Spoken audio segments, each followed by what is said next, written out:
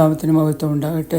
ഇന്നത്തെ നോമ്പിൻ്റെ ധ്യാനത്തിനായി നൽകപ്പെട്ടിരിക്കുന്ന വേദഭാഗങ്ങൾ exodus 19:1-8, 1 Corinthians 12:12-27, John 2:17-22.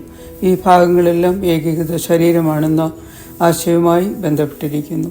ധ്യാന വിഷയം ക്രിസ്തു ശരീരമാകുന്ന സഭ, church, the body of Christ. ഇന്നത്തെ ചിന്തയ്ക്കായി പുറപ്പാട് പുസ്തകം 19-ാം അധ്യായം 1-8 വരെയുള്ള വാക്യങ്ങളെ ആധാരമാക്കിയാണ്. ഇസ്രായേല്യർ സിനായി പർവ്വതത്തിലെത്തിയതും അവരോടുള്ള ദൈവത്തിൻ്റെ ഉടമ്പടി നിർദ്ദേശം ഈ ഭാഗം വിവരിക്കുന്നു. ദൈവം അവരെ തൻ്റെ വിടുതൽ ഓർമ്മിപ്പിക്കുകയും അവർ തൻ്റെ വാക്ക് കേട്ട് അനുസരിക്കുകയും തൻ്റെ ഉടമ്പടി പാലിക്കുകയും ചെയ്താൽ നിങ്ങൾ എനിക്ക് സകല ജാതികളിലും വെച്ച് പ്രത്യേക സമ്പത്തായിരിക്കും, അതായത് ഒരു അമൂല്യ സ്വത്ത്, ഒരു പുരോഹിത രാജ്യവും വിശുദ്ധ ജനവുമായി മാറുമെന്ന് നിർദ്ദേശിക്കുകയും ചെയ്തു. കർത്താവ് പറഞ്ഞതെല്ലാം ഞങ്ങൾ ചെയ്യുമെന്ന് പറഞ്ഞുകൊണ്ട് ഐക്യതയോടെ ഉടമ്പടിയിൽ ഏകമനസ്സോടെ സമ്മതിച്ചു. ക്രിസ്തുവിലൂടെ ദൈവത്തിൻ്റെ മഹത്വം പ്രതിഫലിക്കുന്ന ജീവിതം നയിപ്പാൻ വേർതിരിക്കപ്പെട്ട ഒരു വിശുദ്ധ പൗരോഹിത്യത്തിൻ്റെ ഭാഗമാകുവാൻ നമുക്കും അവസരം ലഭിക്കുന്നു. ദൈവത്തിന് സ്തോത്രം. ക്രിസ്തുവിൻ്റെ ശരീരം എന്ന നിലയിൽ സഭ ജനങ്ങൾക്ക് വെളിച്ചമായും ദൈവത്തിൻ്റെ വിശുദ്ധിയുടെയും നീതിയുടെയും സ്നേഹത്തിൻ്റെയും സാക്ഷ്യമായും തുടരുന്നു. 1 പത്രോസ് 2:9 നിങ്ങളെ അന്ധകാരത്തിൽ നിന്ന് അത്ഭുത പ്രകാശത്തിലേക്ക് നിങ്ങളെ വിളിച്ചവൻ്റെ സൽഗുണങ്ങളെ ഘോഷിപ്പാൻ തക്കവണ്ണം തിരഞ്ഞെടുക്കപ്പെട്ട ഒരു ജാതിയും രാജകീയ പുരോഹിത വർഗവും വിശുദ്ധ വംശവും സ്വന്തം ജനവും ആകുന്നുവെന്ന് നമ്മെ ഓർമ്മിപ്പിക്കുന്നു. ഈ നോമ്പുകാലത്ത് സഭ ആരാധനയുടെ ആലയം മാത്രമല്ല, ലോകത്തിൽ ദൈവത്തിൻ്റെ വിശുദ്ധിയെ പ്രതിനിധീകരിക്കപ്പെട്ട ഒരു ജനതയാണെന്ന് നമ്മെ ഓർമ്മിപ്പിക്കുന്നു. ഒരു വിശുദ്ധ ജനമായി ക്രിസ്തുവിൻ്റെ വെളിച്ചം പകരാൻ ദൈവം നമ്മളെ സഹായിക്കട്ടെ. രണ്ടാമതായി 1 Corinthians 12-27 വരെയുള്ള വാക്യങ്ങളെ ആധാരമാക്കിയാണ്. 12-ാം വാക്യം, ശരീരം ഒന്നും അവയവങ്ങൾ പലതും. അവയവങ്ങൾ പലതായിരിക്കെ എല്ലാം ഒരു ശരീരവുമായിരിക്കുന്ന പോലെയാകുന്നു ക്രിസ്തുവും. ക്രിസ്തുവിൻ്റെ ശരീരത്തിനുള്ളിലെ ഐക്യത്തെക്കുറിച്ച് പൗലോസ് സംസാരിക്കുന്നു. പൗലോസ് അവയെ ശരീരത്തോട് ഉപമിച്ചിരിക്കുന്നു. അവയവങ്ങൾ പലതാണെങ്കിലും ശരീരം ഒന്നേയുള്ളൂ. സഭ ക്രിസ്തുവിൻ്റെ ശരീരമാണ്. പൗലോസ് എടുത്തു കാണിക്കുന്ന ഐക്യം എന്ന ആശയം ഓരോ അംഗവും പ്രധാനമാണ്. പരസ്പര തുല്യത പുലർത്തി പരിചിതമില്ലാത്ത ഗ്രൂപ്പുകളെ ഒരുമിച്ച് കൊണ്ടുവരുന്നു. യഹൂദന്മാരോ യവനന്മാരോ ദാസന്മാരോ സ്വതന്ത്രരോ എല്ലാവരും ഏക ശരീരവുമാണ്.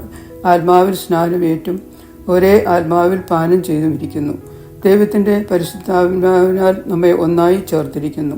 ഇത്തരത്തിലുള്ള ഐക്യം ലോകത്തിൽ അതുല്യമായിരുന്നു. റോമർ 12:4 ഒരു ശരീരത്തിൽ നമുക്ക് പല അവയവങ്ങളുണ്ടല്ലോ, എല്ലാ അവയവങ്ങൾക്കും പ്രവൃത്തി ഒന്നല്ലതാനും. അതുപോലെ പലരായി നാം ക്രിസ്തുവിൽ ഒരു ശരീരവും എല്ലാവരും തമ്മിൽ അവയവങ്ങളുമാകുന്നു. ഓരോന്നും മൊത്തത്തിൽ സംഭാവന ചെയ്യുന്നു. കണ്ണിന് കൈയോടെ എനിക്ക് നിന്നെ ആവശ്യമില്ല എന്ന് പറയുവാൻ കഴിയുകയില്ല. കാലിന് ഞാൻ ശരീരത്തിൻ്റെ ഭാഗമല്ല എന്ന് പ്രഖ്യാപിക്കുവാനും കഴിയില്ല. ശരീരത്തിലെ ഓരോ ഭാഗവും ആവശ്യവും അനിവാര്യവുമാകുന്നു. 1 Corinthians 6:9 ദൈവത്തിൻ്റെ ദാനമായി നിങ്ങളിലിരിക്കുന്ന പരിശുദ്ധാത്മാവിൻ്റെ മന്ദിരമാകുന്നു നിങ്ങളെന്നും നിങ്ങളുടെ ശരീരമെന്നും നിങ്ങളെ വിലയ്ക്ക് വാങ്ങിയിരിക്കാൻ നിങ്ങൾ താങ്കൾക്കുള്ളവരല്ല എന്നും അറിയുന്നില്ലയോ? ആകയാൽ നമ്മുടെ ശരീരം കൊണ്ട് ദൈവത്തെ മഹത്വപ്പെടുത്താം. പരസ്പരം മനസ്സിലാക്കി ആദരിക്കപ്പെടുന്നതിലും പങ്കുവയ്ക്കുന്നതിലും ഒരു ശരീരമായി രൂപപ്പെട്ട് ഒരുമിച്ച് മുന്നേറുവാൻ ഞങ്ങളെ ഒരുക്കണമേ. മൂന്നാമതായി യോഹന്നാന്റെ സുവിശേഷം 2-ാം അധ്യായം 17-22 വരെയുള്ള വാക്യം. യേശുവിൻ്റെ പരസ്യ ശുശ്രൂഷയുടെ ആരംഭത്തിൽ നടന്ന ദേവാലയ ശുദ്ധീകരണം ഈ ഭാഗത്ത് രേഖപ്പെടുത്തിയിരിക്കുന്നു. ലൂക്കോസിൻ്റെ സുവിശേഷം 19:46 എൻ്റെ ആലയം പ്രാർത്ഥനാലയം എന്ന് എഴുതിയിരിക്കുന്നു, നിങ്ങളോ അതിനെ കള്ളന്മാരുടെ ഗുഹയാക്കി തീർത്തു എന്നവരോട് പറഞ്ഞു. ദേവാലയം ദൈവത്തിൻ്റെ ആരാധനാ സ്ഥലമാണ്. ദൈവമഹത്വം വെളിപ്പെടേണ്ട സ്ഥലമാണ്. ദൈവത്തിൻ്റെ യഥാർത്ഥ ആലയം എന്ന നിലയിൽ യേശുവിൻ്റെ അധികാരത്തെ ഇവിടെ കേന്ദ്രീകരിച്ചിരിക്കുന്നു. ദൈവത്തിൻ്റെ ഭവനത്തിൻ്റെ പവിത്രത നിലനിർത്തുന്നതിനുള്ള യേശുവിൻ്റെ തീഷ്ണത ഇവിടെ പ്രകടമാകുന്നു. എൻ്റെ തീഷ്ണത എന്നെ ദഹിപ്പിക്കുന്നു എന്ന് പറയുന്നു. സങ്കീർത്തനം 69:9 താൻ തന്നെയാണ് പുതിയ ദേവാലയം എന്ന് യേശു പ്രവചനപരമായി പ്രഖ്യാപിക്കുന്നു. യേശു അവരോട് ഈ മന്ദിരം പൊളിപ്പീൻ, ഞാൻ 3 ദിവസത്തിനകം അതിനെ പണിയും എന്ന് ഉത്തരം പറഞ്ഞു. യേശു തൻ്റെ ശരീരമെന്ന മന്ദിരത്തെക്കുറിച്ചത്രേ പറഞ്ഞത്.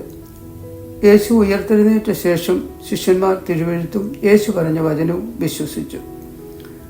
ഇന്ന് നമ്മൾ ചിന്തിച്ച ഈ ഭാഗങ്ങളെല്ലാം ദൈവമായുള്ള നമ്മുടെ ഉടമ്പടി ബന്ധം കൂടുതൽ ആഴത്തിലാക്കാനും ക്രിസ്തുവിൻ്റെ ശരീരത്തിൻ്റെ പങ്ക് സ്വീകരിക്കുവാനും നമ്മുടെ ജീവിതത്തിലും സമൂഹത്തിലും ദൈവത്തിൻ്റെ സാന്നിധ്യത്തിനായിട്ടുള്ള തീക്ഷ്ണത വളർത്തിയെടുക്കുവാനും നമുക്ക് പ്രചോദനം ലഭിക്കട്ടെ.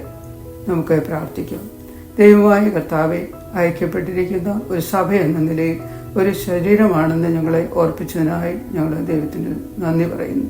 ക്രിസ്തുവിൻ്റെ ശരീരമായി മാറാൻ പരസ്പരം സ്നേഹത്തിൽ കരുതുവാനും ഞങ്ങളെ സഹായിക്കണമേ.